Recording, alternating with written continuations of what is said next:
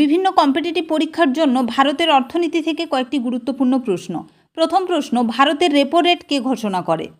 Reserve bank of India. Agricultural marketing and farm friendly reform index প্রকাশ করে নিম্নের কোন সংস্থাটি? নীতি আয়োগ। ইসিএফ কি? Economic capital framework.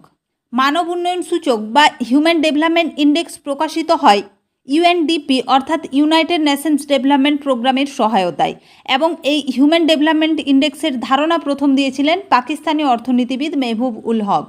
ভারতে 100 টাকার নোটে কার স্বাক্ষর থাকে? রিজার্ভ ব্যাঙ্ক অফ ইন্ডিয়ার গভর্নরের। নীতি আয়োগ কবে গঠিত হয়? 2015 সালের 1 জানুয়ারি। ভারতে আমদানিকৃত পণ্যদ্রব্যের মধ্যে কোনটির স্থান প্রথমে? অশোধিত পেট্রোলিয়াম পণ্য। বিশ্ব উন্নয়ন রিপোর্ট প্রকাশ করে থাকে নিম্নের কোন সংস্থাটি? এটা তোমরা প্রত্যেকেই কমেন্ট করে জানাও, এবং এই ধরনের আরও ইনফরমেটিভ ভিডিও পাওয়ার জন্য প্রত্যেকে আমাদের চ্যানেলটিকে সাবস্ক্রাইব করে নাও।